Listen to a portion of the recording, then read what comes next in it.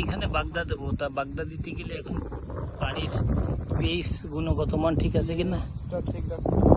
আর দুনিয়াতে আছে কিনা আমি এটা চেক তো করতেছি এখন এই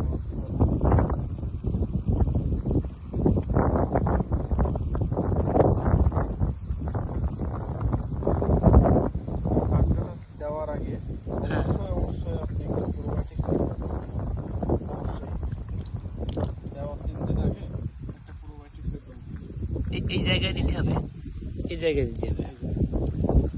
এখানে কি পরিমাণ কয় কার্টন বাগদা দেওয়া যাবে? এখানে আপনি সচরাচর তো যদি কতটুকু জায়গা হবে ডিপ আছে কতটুকু? এখানে ডিপ আছে 2.5 ফুট। এক কার্টুনে কয় হাজার? 5,000? এক কার্টনে মিনিমাম 5,000 ধরেন, ওরা তো অনেক বেশি বলে কিন্তু তা হয় না। 2 কার্টুন বাগের তো কোনো সমস্যা হবে না। আচ্ছা, আমি তো মনে হয় 20,000 পাবো নাকি? হ্যাঁ 20,000 20,000 দিতে চাচ্ছি। সমস্যা হবে না। এখান থেকে যখন আপনার মাছটা এক কর হয়ে যাবে হ্যাঁ হ্যাঁ সাথে সাথে হচ্ছে মাছটা হ্যাঁ, এখান থেকে ট্রান্সফার দিয়ে দেবো নিচে পানি করে। সুন্দর করে ট্রান্সফার দিয়ে দেবেন।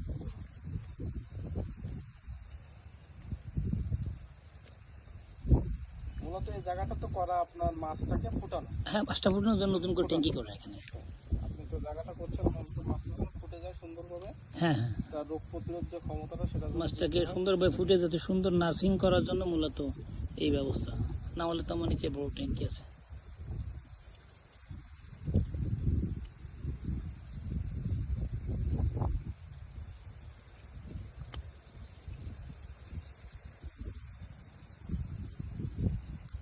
আপনার এই উপরটা চুন দিচ্ছেন কতদিন আগে?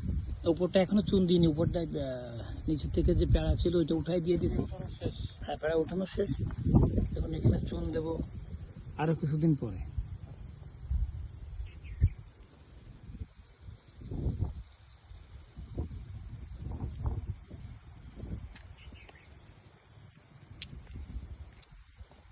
এটা আমরা একটু দেখাই। এটা হলো পানির পিএইচটা অনেক বেশি আছে, প্রায় 9 পয়েন্টের কাছাকাছি আছে। আমাদের সচরাচর থাকতে হবে 7.5 থেকে 7 অথবা 8 থাকলেও হবে, কিন্তু আমাদের 9 আছে, যার কারণে পিএইচটা অনেক বেশি।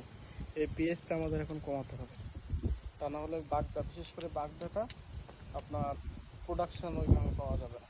আপনি যদি বিশাল দেন দেখা যাচ্ছে আপনার ওই ছেঁকনি দিলে হয়তো 2-5টা করে মাছ দেখতে পাবেন আপনি।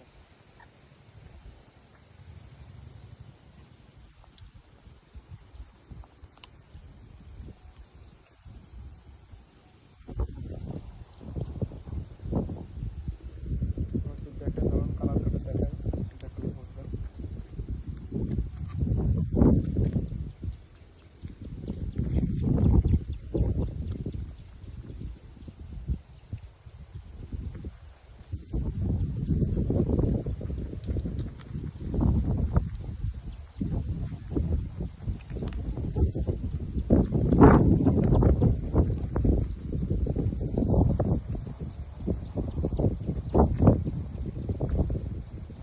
কতটুকু আছে? এখানে 5 ফিটের মধ্যে এখন ডিপ আছে 5 অলরেডি। ফিট। বেড়িগুলো খুব সুন্দরভাবে বাঁধছেন, খুব সুন্দর হচ্ছে। আসলে প্রসেসটা যদি ঠিক না থাকে মাছ চাষ করে এগুলো যায় না। যেমন এই বছর তো আমরা বড়ে দেওয়ার কারণে ব্যাপক হারে ধরা খাই। সবাই ব্যাপকভাবে ক্ষতিগ্রস্ত হয়েছে, যার জন্য এবার আগে থেকে প্রিপারেশন নিয়ে আগাম প্রস্তুতিটা নিজে আমাদের সুন্দর। সবারই উচিত আগাম প্রিপারেশনটা নেওয়া।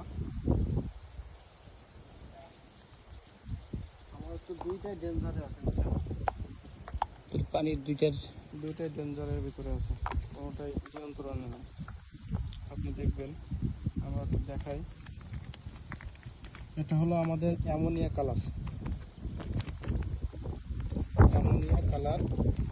কার্ড। এটা আমরা সাধারণত সচরাচর প্রথম থেকে দ্বিতীয়টা হলো পারফেক্ট ধরি কালার, তারপরে যখন যায় তখন ওটা আমাদের সমস্যা দেখা যায়। মাছের সমস্যা শুরু হয় তখন থেকে।